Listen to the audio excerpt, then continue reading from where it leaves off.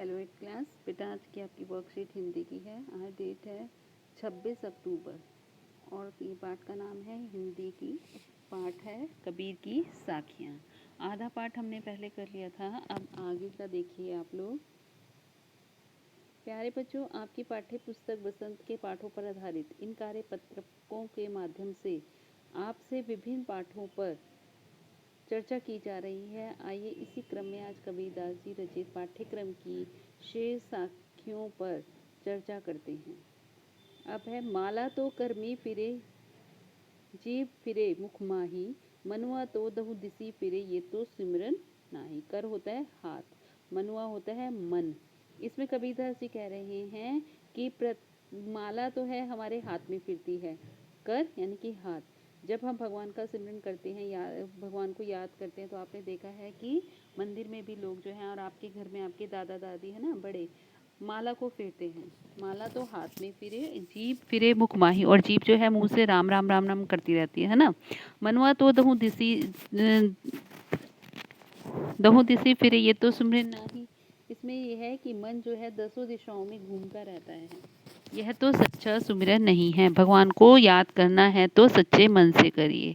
वो कह रहे हैं जब हम भगवान को याद करते हैं तो क्या होता है, हमारी माला तो हाथ में फिरती रहती है और जो है जीभ मुख में राम राम करता रहता है, लेकिन हमारा मन उस समय चारों दिशाओं में 10 दिशाओं में घूम रहा होता है, यहाँ वहाँ भटक रहा होता है। ये प्रभु का सच्चा सिमरन नहीं है। अगर हमें प्रभु की भक्ति करनी है, प्रभु को याद करना है तो सच्चे मन से करना चाहिए बेटा। कभी भी ये नहीं कि हम हाथ में माला लेके मुंह से राम राम राम राम करते रहें और इधर उधर देखते रहें, अरे क्या हो रहा है क्या हो रहा है। नहीं, ये सच्ची भगवान की भक्ति नहीं होती है। सेकंड, कबीर घास न नींदिए जो पाँव तली होए, उड़ी पड़े जब आँख में खरी दुहेली होए। दुहेली होता है दुख, है ना। इसमें क्या बताया गया है, कबीरदास जी कहते हैं घास न नींदिए जो पाँव तली होए। जो आपके पैरों के नीचे छोटी छोटी घास होती है उसे भी कभी भी अपने पैरों से रोंदे नहीं, तोड़े नहीं। यानी कि हम अपने पैर से रोंद देते हैं ना। उड़ी पड़े जब आँख में खरी दुहेली होए, और यही घास, छोटी सी घास जब उड़कर हमारी आँख में आती है तो हमें बहुत दुख देती है। आपने देखा है कभी आप बाहर जा रहे हैं और अचानक हवा चली, कोई तिनका आपकी आँख में आ जाता है तो आपका बहुत बुरा हाल हो जाता है ना। अगर आप स्कूटर चला रहे हैं, साइकिल चला रहे हैं तो वो भी नहीं चलाई जाती, बहुत दर्द होता है, आँख में से पानी भी निकलने लगता है। तो वही कबीरदास जी कह रहे हैं कि घास जो है हमारे पैरों के नीचे, उसे कभी भी रोंदिए मत, पाँव से मसलिए मत। जब भी वो उड़ती है तो आँख में अगर आ जाए तो हमें बहुत दुख होता है। कबीरदास जी इससे ये संदेश दे रहे हैं कि हमें किसी भी व्यक्ति को कमज़ोर नहीं समझना चाहिए, कभी भी उसे दुख नहीं देना चाहिए। कभी कभी वह असहाय दुख का कारण भी बन सकता है, क्योंकि कमज़ोर व्यक्ति हमें कभी भी कुछ भी दुख दे सकता है, उसको कमज़ोर नहीं समझना चाहिए। जग में भैरी कोई नहीं जो मन शीतल होए, या आपा को डारी दे दया करे सब कोई।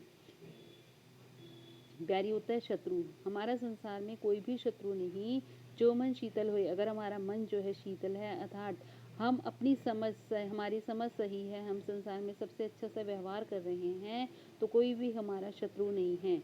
या आपा को डारी दे दया करे सब कोई। अगर हम अपने इस गुस्से को, अहंकार को, घमंड को त्याग देंगे तो सभी हमारे साथ मित्रवत व्यवहार करेंगे, हमसे सब जो है प्रेम से बात करेंगे, दया करेंगे हम पे। यदि हमारा मन शीतल है, हमारी समझ सही है, तो कोई भी जग में हमारा संसार में दुश्मन नहीं है। अगर हम इस आपा को, इस घमंड को, इस गुस्सा को, इस त्याग को छोड़ दें तो सभी जो है हमारे साथ मित्रवत व्यवहार करते हैं। अब समझ आ गया। अब है, इन पंक्तियों को तो आपने समझ लिया। अब नीचे दिए हुए प्रश्नों के उत्तर देखिए। निम्न में से कौन सा विकल्प आँख शब्द का पर्यायवाची नहीं है? नेत्र, चक्षु, कर, नयन। नेत्र, चक्षु, नयन, इन सब का मतलब आँख होता है ना, और कर का मतलब हाथ। तो इसका आंसर हो गया कर। कबीरदास जी के अनुसार माला तो कर में फिरे से क्या अर्थ है? कबीरदास जी ये कहना चाह रहे हैं कि माला तो है हाथ में ही घूमती रह जाती है और हम भगवान को याद करते रहते हैं। कमज़ोर व्यक्ति की निंदा ना करने के लिए क्यों कहा गया है? कमज़ोर व्यक्ति की निंदा ना करने के लिए इसीलिए कहा गया है कि हमें कभी किसी को कमज़ोर नहीं समझना चाहिए।